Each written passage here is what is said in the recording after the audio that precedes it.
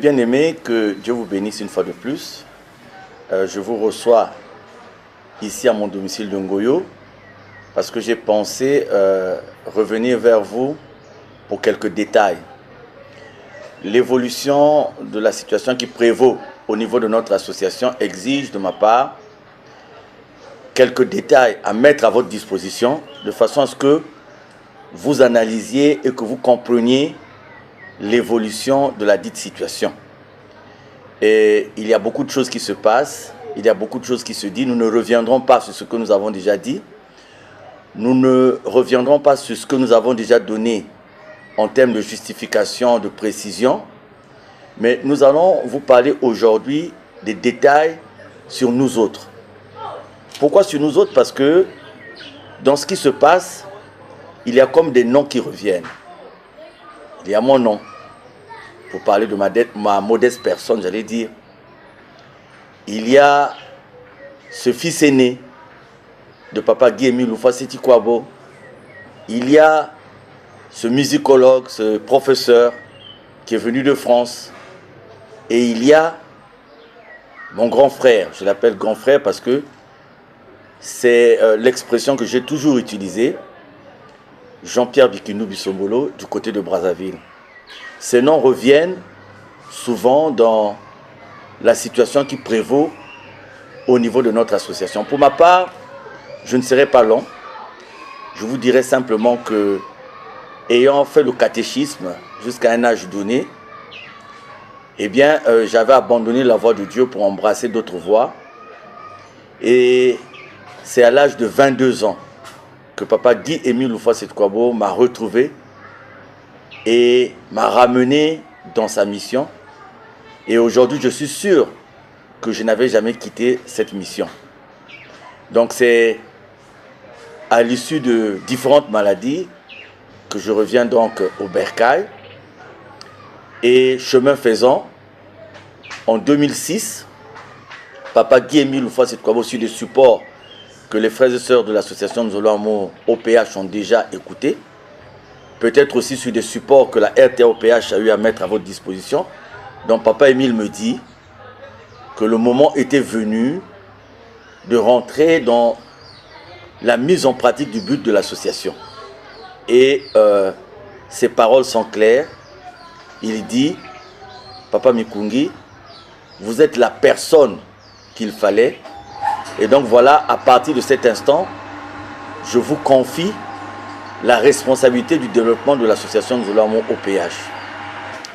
Et par là aussi, Papa Guy-Émile Oufouasséti Kouabo demande à tous les responsables de notre association au Congo et dans le monde entier de venir faire donc école ici à Pointe-Noire. Donc voyez-vous, nous ne sommes pas sortis comme du néant, comme d'aucuns disent à gauche et à droite.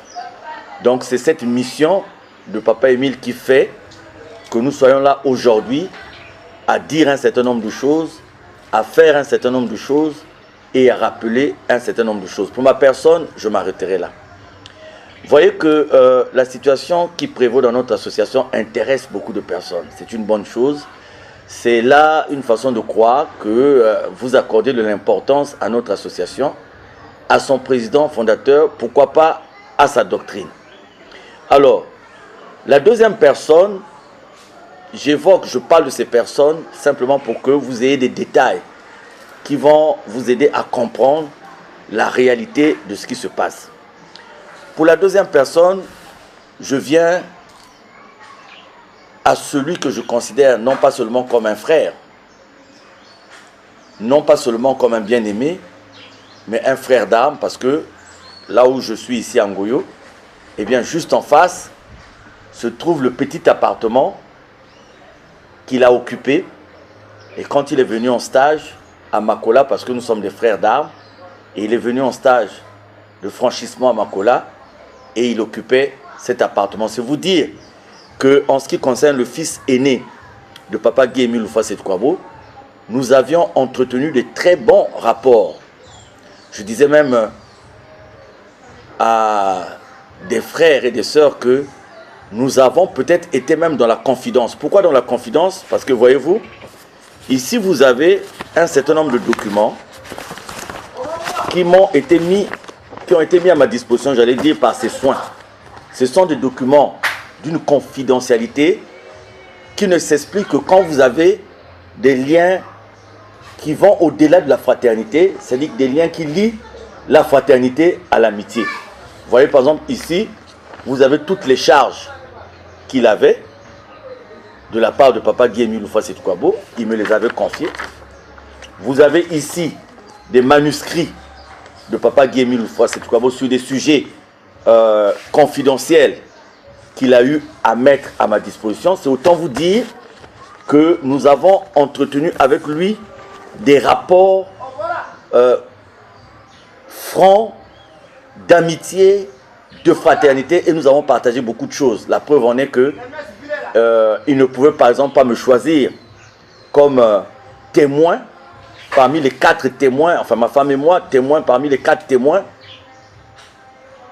lors de leur mariage à l'état civil.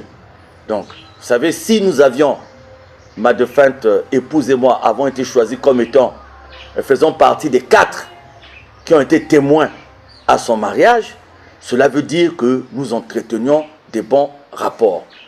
Alors, donc voyez-vous, il est arrivé qu'en 2008, fin 2008,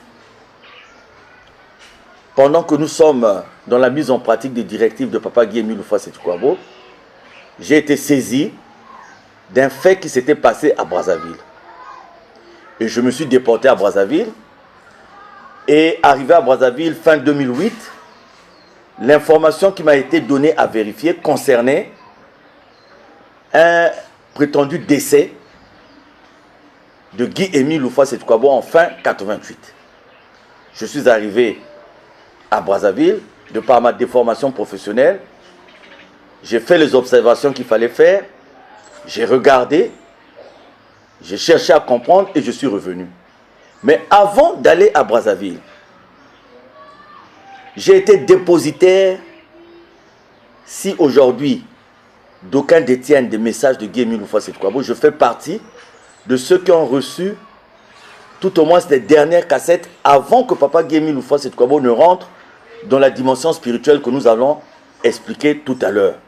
Et donc, avant qu'il y ait panique à Brazzaville en fin 2008, Papa Guy-Émile Houphouët-Boigny m'avait déjà instruit, de par sa bouche propre, de ce qui allait se faire dans les temps qui venaient. Et pour que vous compreniez un peu, et vous sortiez de l'amalgame, et que vous ayez une analyse concrète, et précise, concise, j'allais dire, je voudrais vous faire comprendre 2 choses. En Guy-Émile Houphouët-Boigny, il y a d'abord l'association Luzolo Amour. L'association Luzolo Amour, point. Mais il y a aussi l'OPH, l'Organisation pour l'Humanité.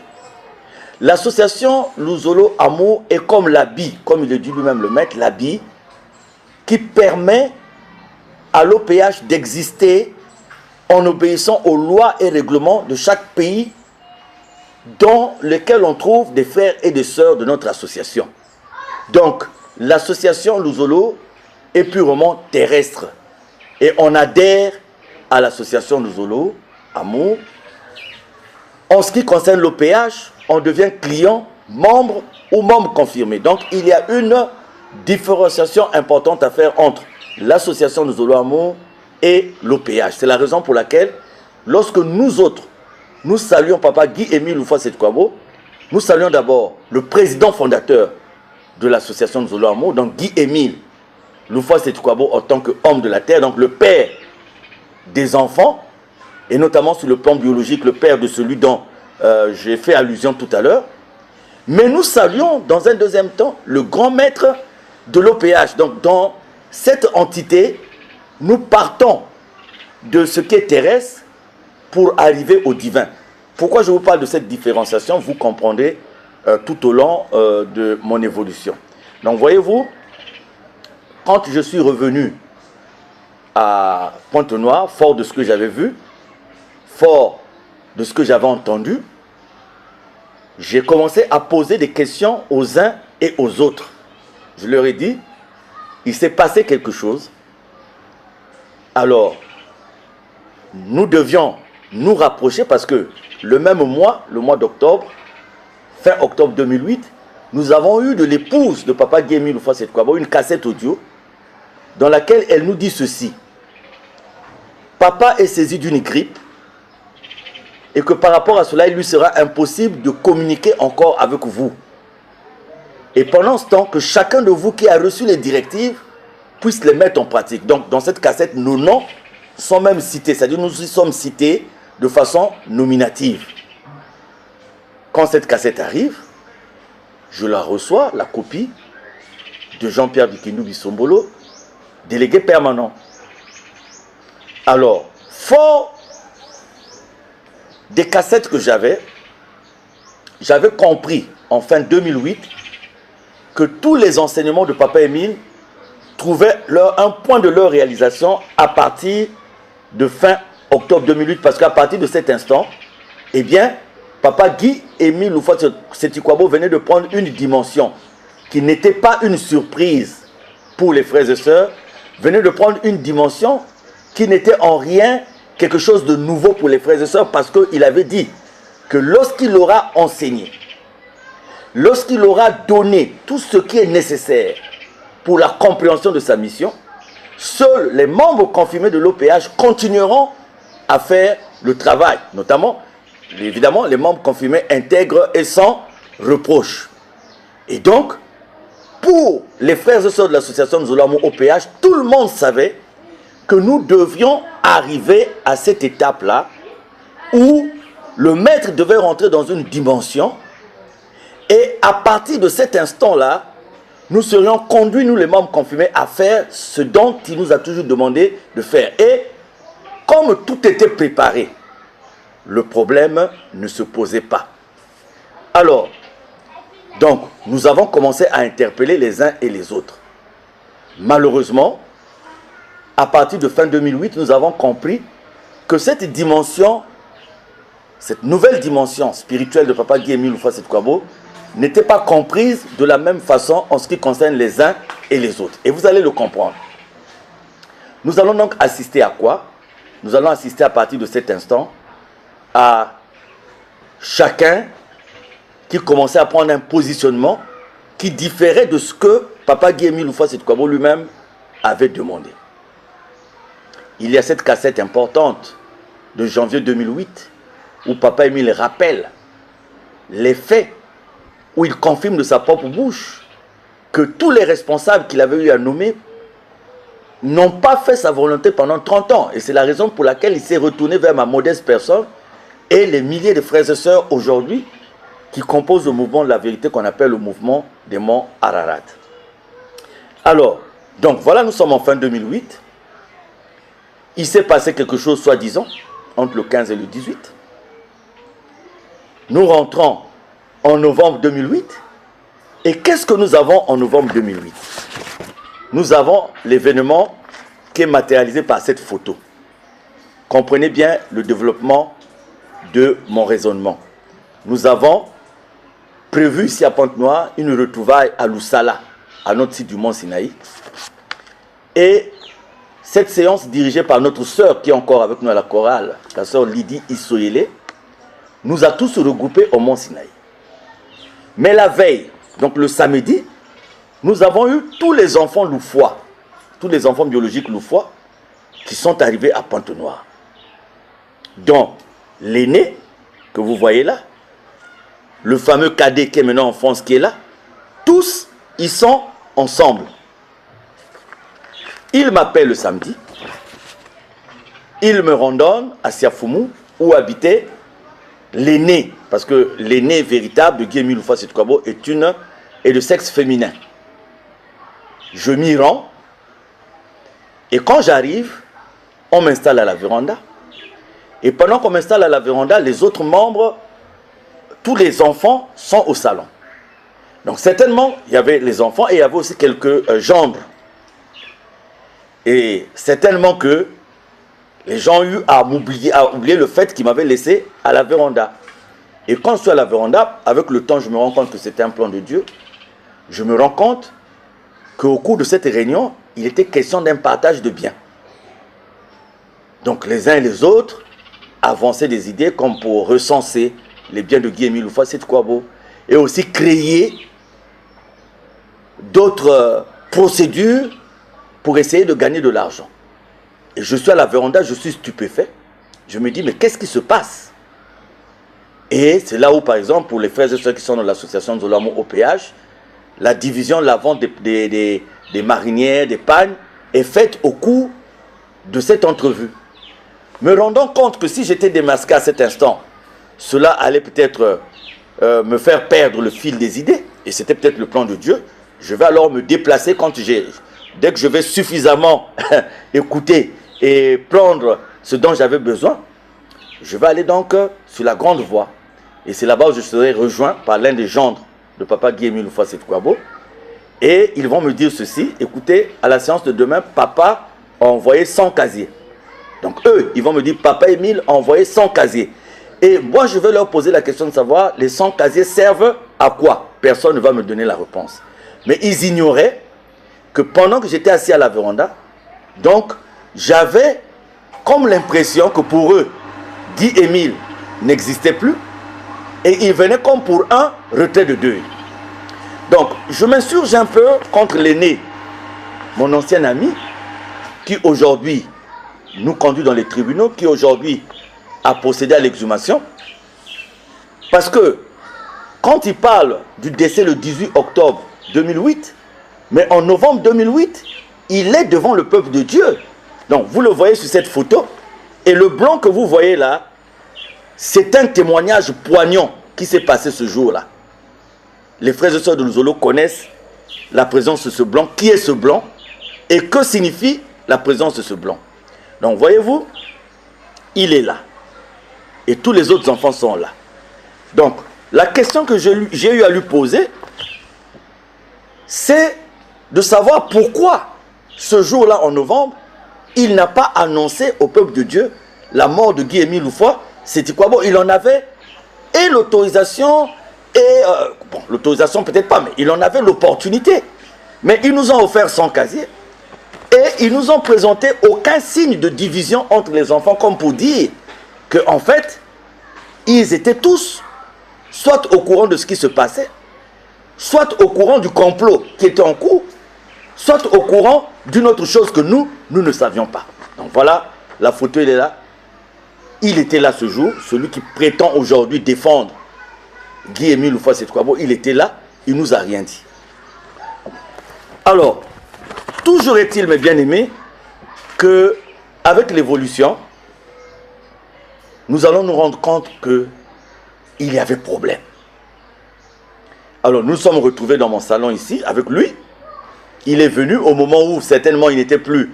Parce que, vous savez, quand vous allez dévaliser une banque, quand vous revenez compte dans le partage du butin, chacun ne trouve pas son compte, il peut arriver qu'il y ait division. Et donc, voilà les gens qui étaient ensemble. À un moment donné, ils ont commencé à se diviser. Ils ont commencé à avoir des problèmes. Et le fils aîné a commencé par m'appeler. Désolidarise-toi de ceci. Ah, voilà, ça c'est faux. Et voilà ceci. Et voilà cela. Et voilà, et voilà. Jusqu'à me confier un certain nombre d'autres confidences. Je vous en parlerai tout à l'heure parce que je trouve que jusqu'à présent, il y a des données qui n'étaient pas bonnes à mettre à la disposition de tout le monde. Mais vu le degré que prend la situation de notre association, je suis obligé de vous donner ces explications terre à terre. Donc je le reçois dans mon salon ici avec des témoins, dont la sœur Assitou, membre confirmé de l'OPH qui est encore avec nous. Et il vient, il me dit, voilà, je viens maintenant te dire la vérité. Papa est mort, enterré à Lukanga. Et ça, nous sommes, il me le dit, nous sommes en 2009, nous allons vers 2010, qu'il vient me le dire ici. Et je lui pose la question de savoir, pourquoi, ayant eu connaissance de cette mort, puisqu'il me donne même la liste de ceux qui étaient avec lui, pour prendre ce corps à Mukunzingwaka, de Mukunzingwaka à la morgue de Makelekele, de retirer ce corps très tôt de la matinée et d'aller l'enterrer furtivement au cimetière de Lukanga. Je lui pose alors la question de savoir, mais écoute mon frère, mais s'il y a eu tel événement, pourquoi tu n'as pas donné l'information aux frères et sœurs? Deuxièmement, pourquoi vous l'avez fait et vous nous avez fait comprendre qu'il n'y a jamais eu pareil événement parce que vous êtes venu à Pantenoir, vous avez continué à agir comme s'il était en vie. Pourquoi? J'ai dit, avant que je te dise quoi que ce soit, je voudrais bien comprendre pourquoi vous avez agi de la sorte. En tout cas, aucune explication concrète ne m'a été donnée. Sinon que fustiger les autres frères, fustiger les autres sœurs. Et je lui pose aussi la question de savoir, je dis, mais vous dites qu'il est mort. Mais toi, personnellement, tu as continué à recevoir le courrier. Le courrier, ce sont donc ces sacrifices que nous payons à l'OPH. Et je dis, tu as continué à les recevoir au nom de papa. Bon, si tu dis qu'il est mort, pourquoi tu as continué à recevoir ces courriers? Il y a des témoins qui sont là. Aujourd'hui, nous avons un frère qui a témoigné, qui la nuit, tombé avec lui, faisait partie de ceux qui brûlaient les papiers pour récupérer l'argent. Donc, je lui pose toutes ces questions. Je dis, mon frère, même s'il y a eu quelque chose, et que si tu voulais te dédouaner aujourd'hui, eh bien c'est peine perdue, parce que s'il y a réellement eu quelque chose, eh bien il va se passer quoi? Il va se passer que toi tu ne seras pas, ta responsabilité sera toujours engagée, parce que pourquoi à l'instant tu t'es associé? Parce que je dis, dans tout ce que tu m'expliques, je me rends compte que tu as même joué un rôle très important. Donc voyez-vous, je lui pose ces questions, je n'ai aucune réponse, et moi je lui dis ceci. Moi aussi, je veux te dire quelque chose. Je veux te dire que cette nouvelle dimension spirituelle de Papa Guy-Émile Houphouët-Boigny, moi, je ne l'interprète pas comme une mort. Parce qu'il avait prévu que dès qu'il allait révéler sa divinité, et c'est ce qu'il a fait à Boko, dans Jean 16, de 10 à 15, il allait rentrer dans une dimension spirituelle, compte tenu aussi du fait qu'il était recherché.